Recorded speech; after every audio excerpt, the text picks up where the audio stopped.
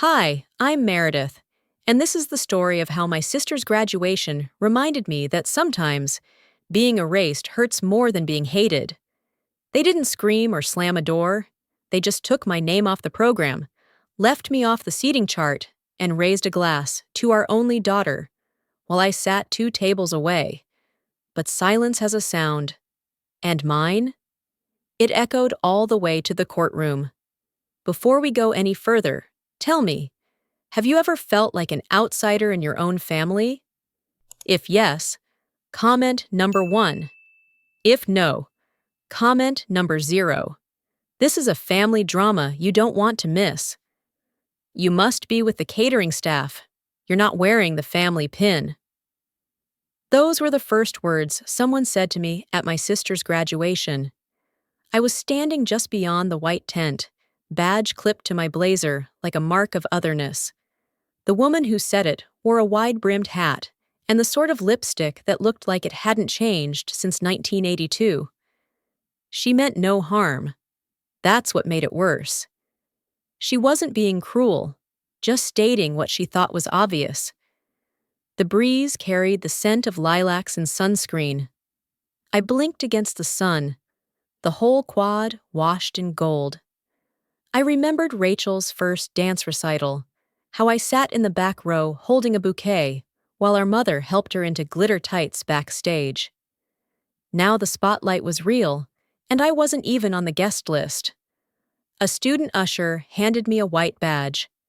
Just my name, printed in Times New Roman, and underneath it, one word, guest. I stared at it longer than I should have. I'd helped design the original Lane family crest when I was 12. Hand-drawn laurels, calligraphy brushed in silver ink. It used to sit above our fireplace.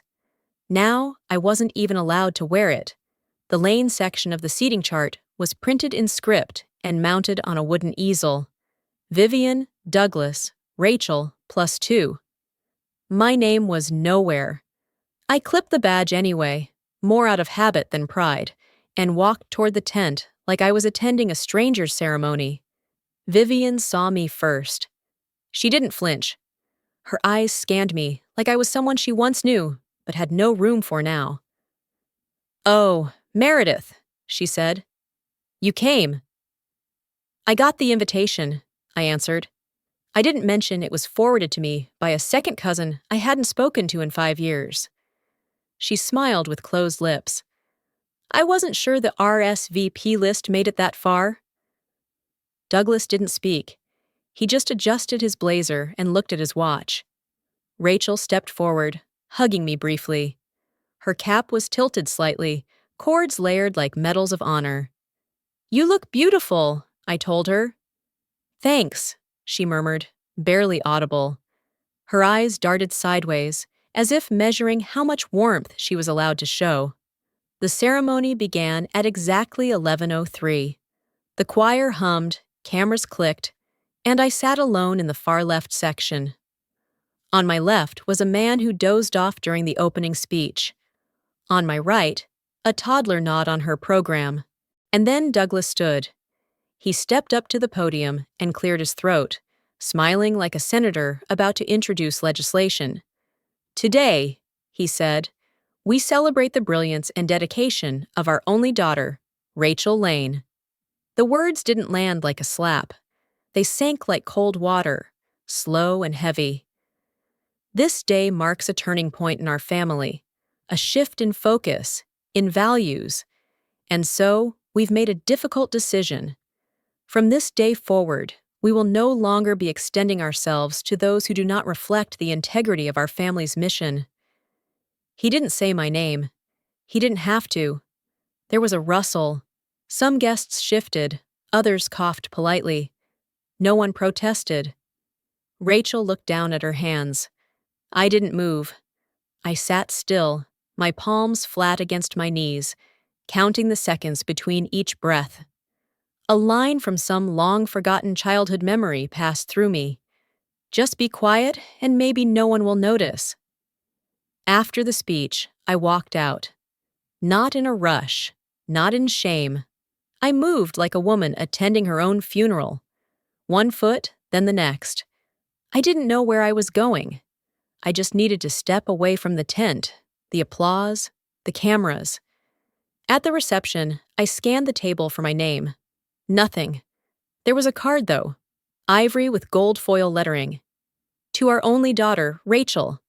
I stared at it like it had teeth. I didn't cry. I didn't scream. I smiled, small, reflexive, and picked up a glass of sparkling wine from a passing tray. A woman in a floral dress passed behind me. "You must be with the catering staff," she said again. "You're not wearing the family pin." I looked down at my plain white badge. Guessed. Not even my last name. I turned toward the exit. "I didn't leave empty-handed," I whispered. "I took something they never meant for me to see." They called me a complication in a forwarded email I was never meant to read. It was buried deep in a thread about RSVP lists, guest tables, and speech edits. Vivian had added the wrong contact to one of the CC fields. Me. I don't think she even realized. I wasn't supposed to see the line that said, "Let's keep things simple. Meredith's presence only complicates the optics." I sat at my kitchen table, rereading that line at least a dozen times. It wasn't even cruel.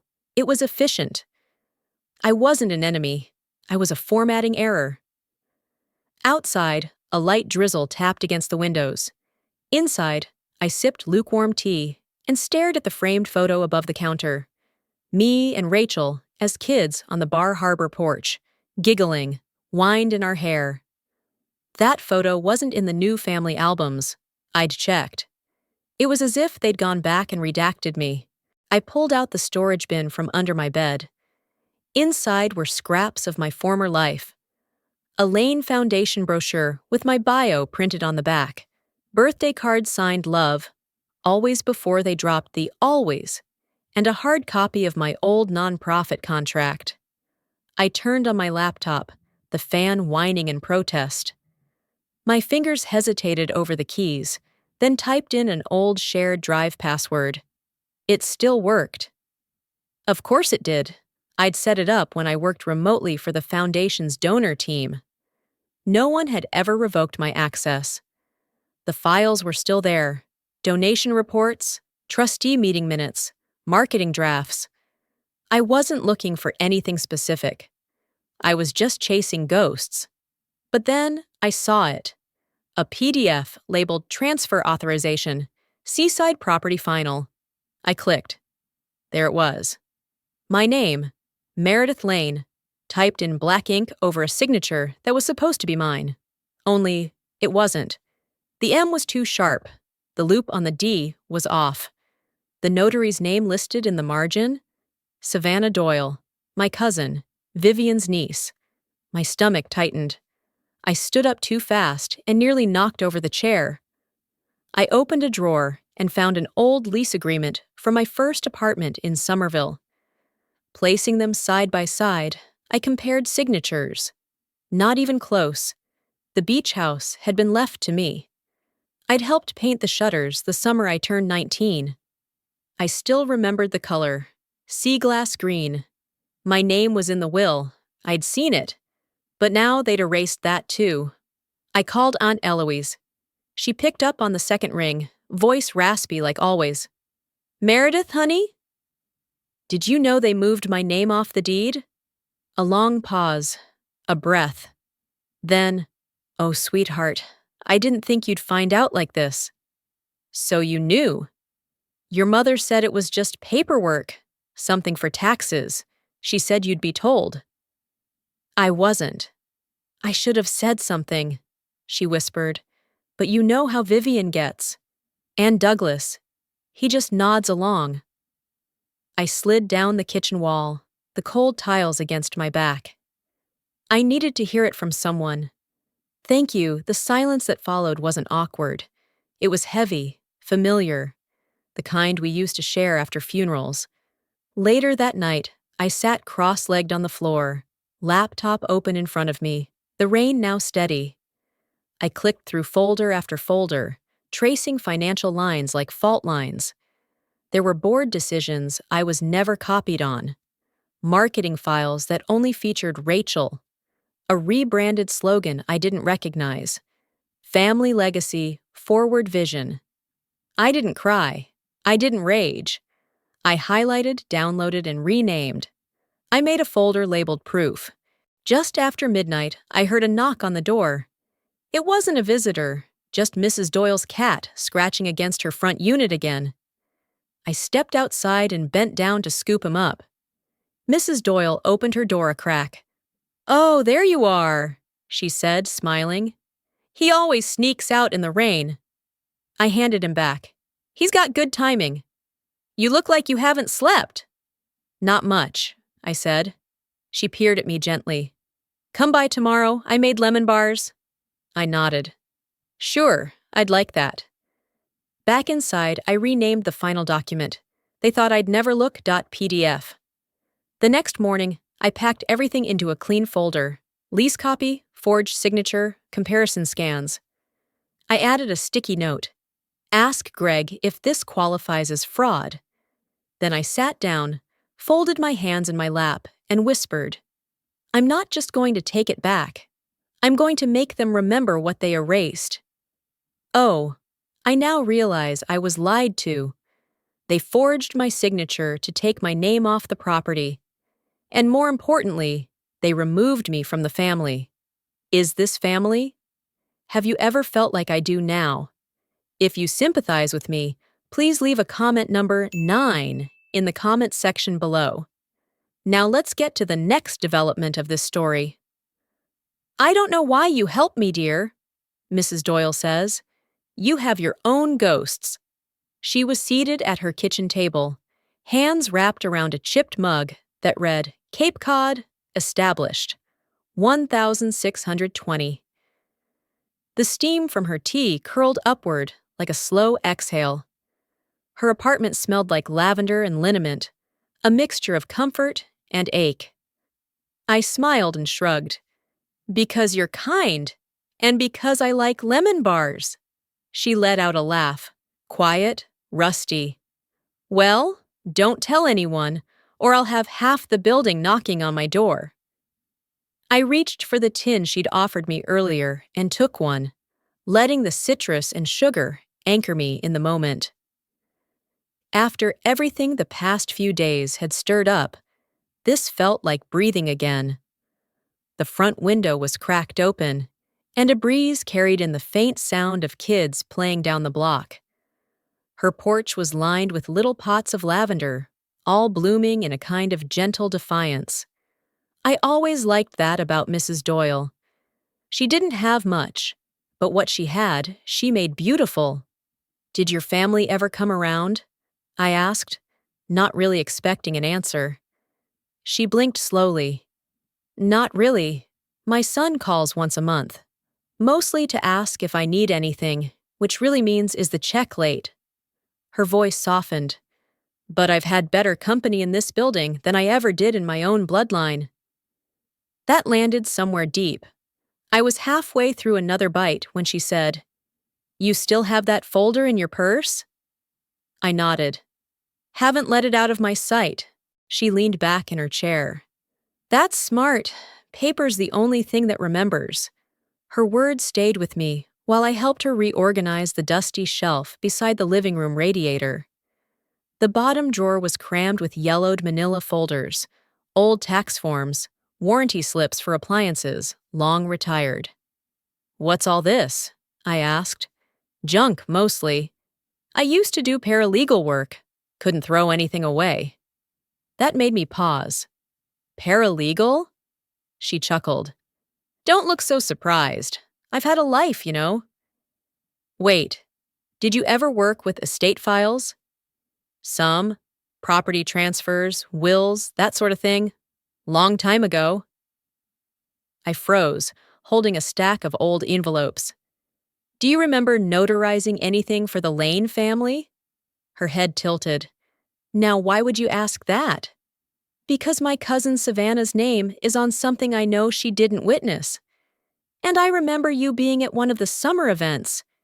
You used to be around, didn't you? She was quiet for a moment, then said, Vivian asked me once, years back. Said she needed a form stamped quickly, couldn't find someone else. I don't remember the details, but I always keep a copy of what I stamp. Habit! My heart started beating a little too fast. You think you might still have it? She looked at the drawer. I might. We spent the next hour in silence, her seated in reading glasses perched on her nose, me flipping through paper with increasingly sweaty palms. Each file was a maybe, then a number, then another number. It was almost time to give up when she pulled out a slim envelope from a weathered accordion folder. Her fingers brushed it like it might disappear. I think this is it. I leaned in. The envelope had my father's handwriting on the label. Inside was a single-page document, a notarized draft of the original will from my grandmother Elise. My name was right there, in ink that had slightly faded but still clear. To my granddaughter Meredith, I leave the coastal house and all its contents. This predates everything, I whispered. Mrs. Doyle said nothing for a moment. Then she looked at me and spoke in that voice that always carried more strength than it showed. Sometimes, Doyle says, handing over the envelope, people forget how much the quiet ones see. The envelope used to hold Mother's thank you notes. Now it carried my response. It was burgundy with gold trim, the kind Vivian used to fill with perfectly penned notes on thick paper stock, addressed to donors and socialites after every fundraiser. When I was 13, I'd once seen her rip one up because the ink had smudged. Perception is permanence, she'd said. Now it held a notarized copy of Grandmother Elise's original will, side by side with the forged transfer document. I slipped it into my tote bag and zipped it shut like it might fly away otherwise. Greg Thornwell met me outside the courthouse in a navy blazer and knit tie, looking more like a high school debate coach than a litigation attorney. That's why I trusted him. No flash, no frills, just steady hands and clear answers. He raised an eyebrow as I handed him the envelope. This the one you mentioned? Yes, I said. It's all there. My name, the timeline, the notary. And it's older than the current will they're using. He flipped the envelope once before tucking it under his arm. Are you sure you want to go through with this? I'm not interested in vengeance, I told him. I want the record to reflect what they erased, and I want my name back. He nodded slowly. Then we start with petitioning the court to validate this version of the will and freeze any trust disbursements tied to the contested version. I'll also file a fraud complaint over the property transfer. And the notary? I'll let the state bar decide how to handle Ms. Savannah Doyle. It was strange walking out of that meeting. The air smelled like rain on old pavement. I passed a mother scolding her toddler for chasing pigeons and thought, that used to be Vivian, with Rachel, not with me.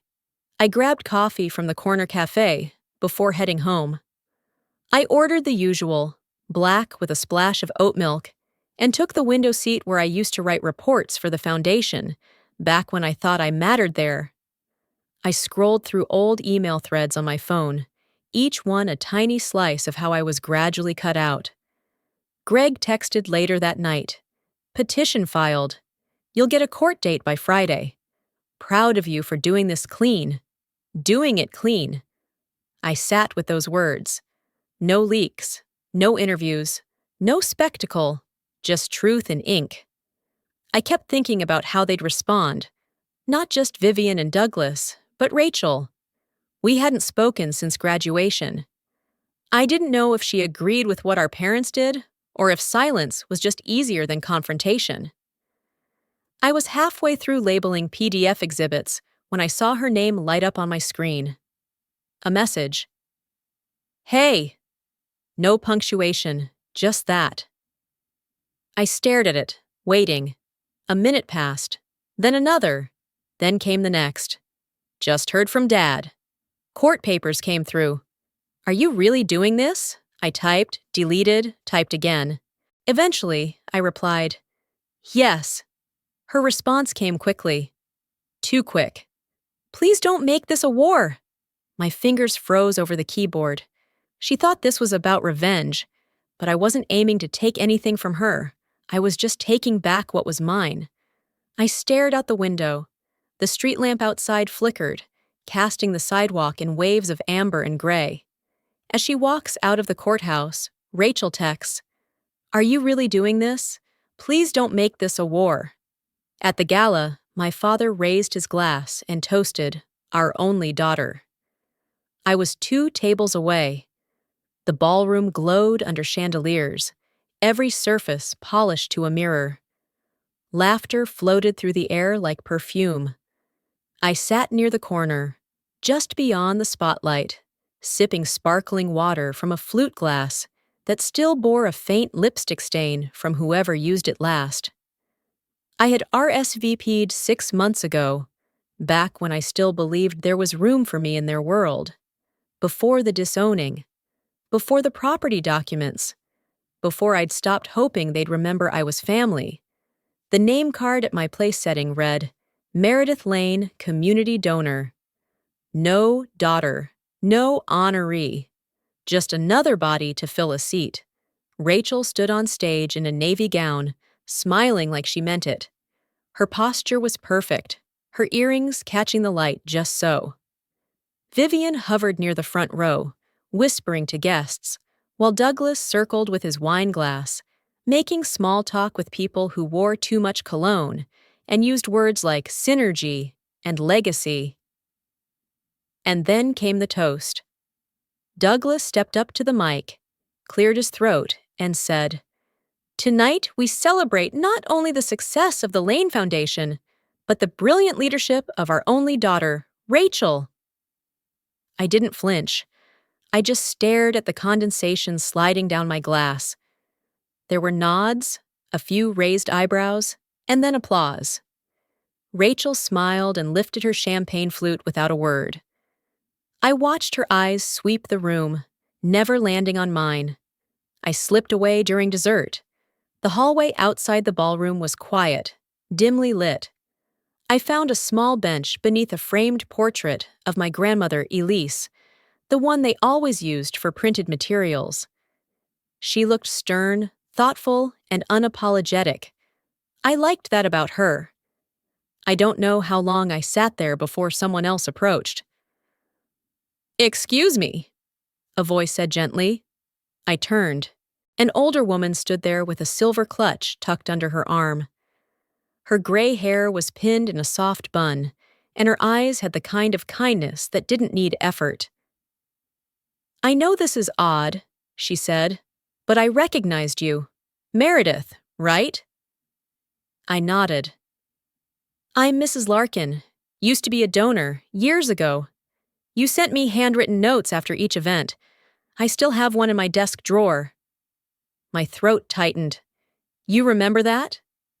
She smiled. "You were the only one who ever made us feel like more than just a checkbook." I didn't know what to say.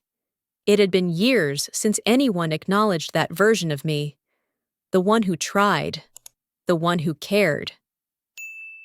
"I'm sorry for how things unfolded," she added, her voice dropping. "Some legacies shine so brightly they burn the ones nearby." I nodded again, slower this time. "Thank you," she patted my hand. "Don't let them define what you built.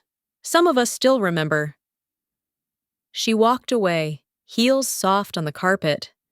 I watched her disappear around the corner. Back in my apartment, I hung my dress back on its hanger and peeled off the name badge. I sat at my kitchen table, staring at the tiny font, Community Donor. As I reached for my phone to check the time, a notification popped up.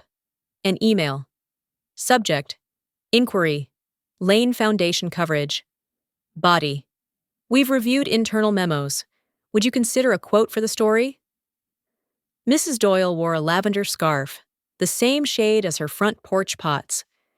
It peeked out from under her coat as she entered the courtroom, neat as always, walking slowly but steady, holding a manila folder like it was made of glass. I caught her eye and gave a small nod.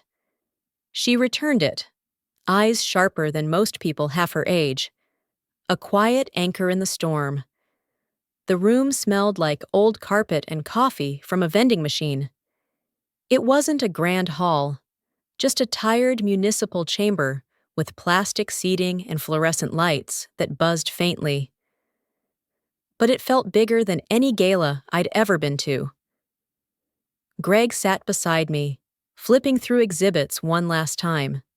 Across the aisle, Vivian sat straight-backed in a tailored suit, jaw tight.